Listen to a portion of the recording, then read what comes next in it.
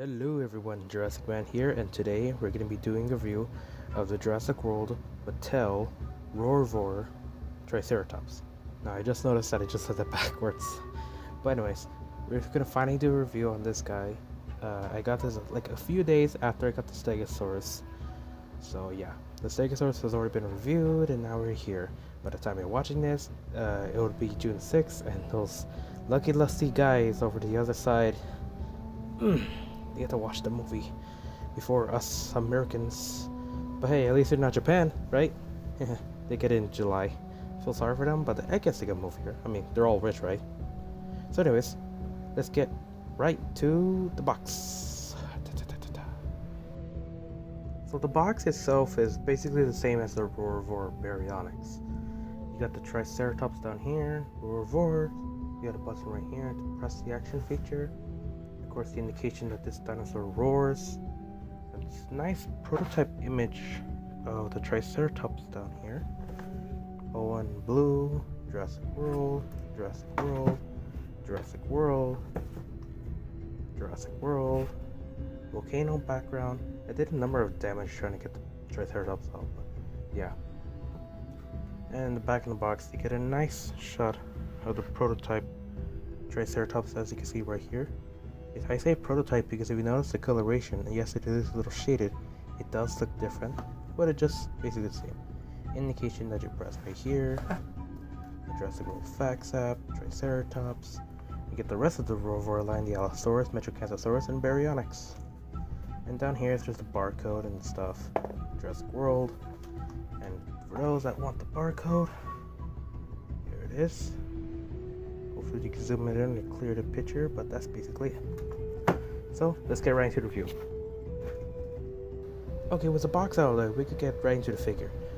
Now, the Triceratops itself is one of the few dinosaur figures that hasn't had a toy in a long time. The last Triceratops toy that was released, I think, was back in 2009, with the that 2K9 series. That was the last Triceratops toy, and that was a React Attack that came out back in 2001. The last true Triceratops toy from Canada was probably back in 99 or 98 with the Chaos Effect. And of course, there's the very first Triceratops, the Series 1 Triceratops from the first movie. And yeah, we never really got an official Triceratops, neither did we get a Stegosaurus. The last one we got was that weird Stegoceratops, which the toy itself is bad, but seeing how Mattel make these toys, I actually kind of want a Stegoceratops from Mattel, but I highly doubt it we'll get one anytime soon.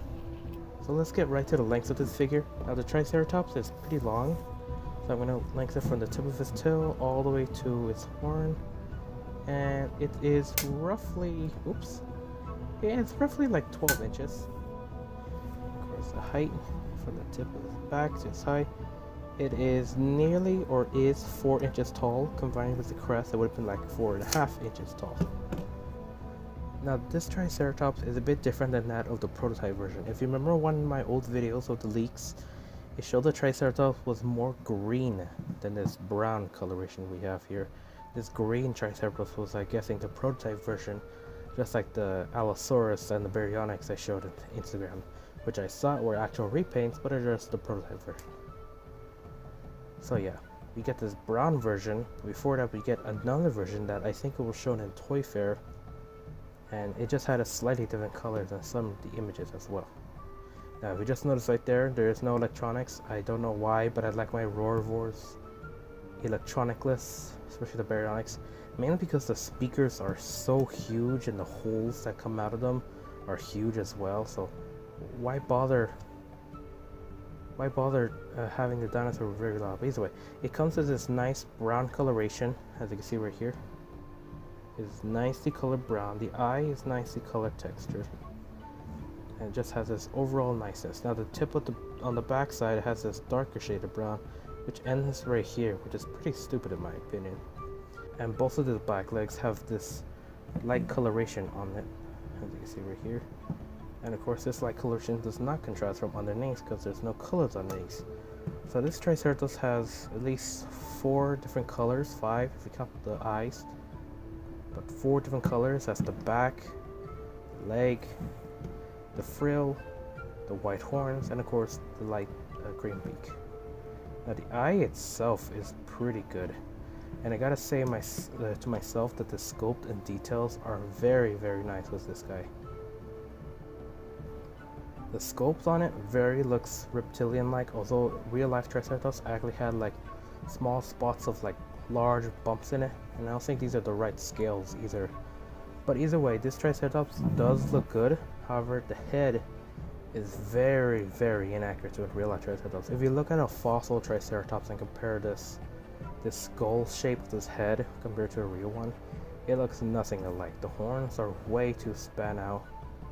They should be more narrow in and curved downwards instead of this. In fact, I think this Triceratops works very well for a juvenile Triceratops if it wasn't for the frill, which in my opinion is way too wide. And the real Triceratops had a very narrow, not very narrow, but narrow shield.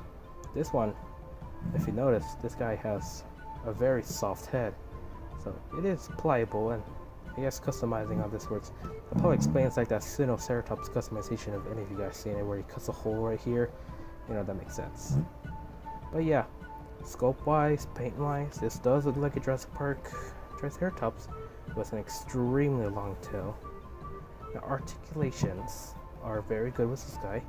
He has nice front facing articulations. This is as far as both of his legs go before being hindered with the mold of the body. You could go in and out this far. Both of them can, because basically this Triceratops is pretty much a photo on both sides. Pretty much it's very similar. The back legs are adjustable just like the Baryonyx. As you can hear right there, you can spread them out this far back. You can push it all the way back forward. Both legs pretty far, but it does hinder the sculpt, and of course that probably loosens the joint. Now the tail has no articulation as well, but it is nicely long and elongated, and it just snaps in very well here.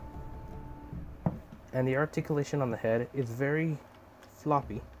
You can actually move the head pretty in certain angles and certain ways. Now, if anything changes after this, that's probably because I did a separate video putting in the batteries of the Triceratops so that you could test, so we could hear the sounds. But we'll get into that in a little while. So, well, actually, yeah, let's just go through the sounds. So now the roars, unlike the other Roarivores, except for the Metriacanthosaurus, I think, all basically share the T-Rex roar. However, the Triceratops is the only herbivore currently in the Roarivore line, and because of that, it has, more animalistic noises. Instead of using the noises that the Triceratops makes in some of the movies, they decided to use what I like to think are elephant noises, which isn't bad, but I don't know. It's just my personal opinion. However, it's your decision. So, let's get to roar. From what I know, there are 4 types of roar. If I don't manage to get all 4 or in the same order, I'll just edit that part in. So it makes it easier for all of you to hear them all instead of just hearing the repeats. Speaking of which, let's start. Now here are a few roars it has.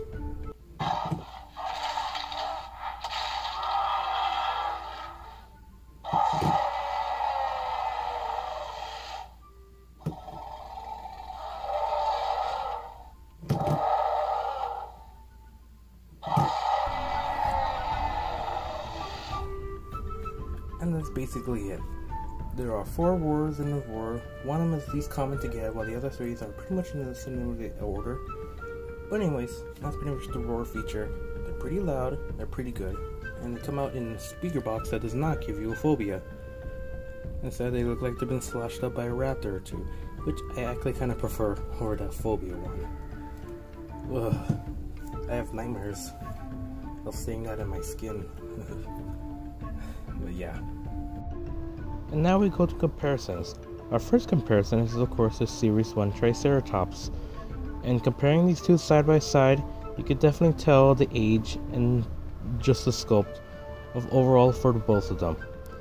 From this look of it, you can see that the Triceratops from the first wave is much larger, but very inaccurate, while this one is smaller, but more accurate. But yeah. Next, we have the series, or the Lost World Triceratops, the one we only got, which was a little mini one, which is sad. Wish we got the other one for comparison, but it probably would have been the similar size or so. The Stegosaurus, our recently reviewed post, is overall possibly the same picture size as that one image I seen floating around with the Jurassic Park dinosaurs side by side, and the Triceratops seems to be slightly smaller than Stegosaurus, and I see I'm pretty alright. Next we got Alan Grant, and of course Alan Grant's favorite dinosaur is the Triceratops, and of course one of the more famous scenes from Jurassic Park. Now, in my opinion, this Triceratops might be the head size is perfect, but the body is just too small. Next we got this T-Rex, and of course the T-Rex does scale up pretty well, but then again this is the chomping T-Rex, and the chomping T-Rex is supposed to be the same size as all the other T-Rex, and of course the Thrasher is supposed to be Rexy since she's much larger than the average T-Rex. And next we got Barry, and yes, Barry scales up pretty nice with the guys, and he can sit on it. So what score would I give the Triceratops? Well, from overall sculpt, details, and design, and of course a play feature, the Triceratops is very good. However, due to the small size, I might have to give it down to a 4 out of 5. If it wasn't a Roarivore and more of an action attack, I say it would probably do a lot better. I mean, I don't really mind Triceratops having sound. In fact, this is probably the second Triceratops we ever got that has sound. Of course, the first is the React Attack version. But yeah, overall, I feel this Triceratops does a great job of being a Triceratops.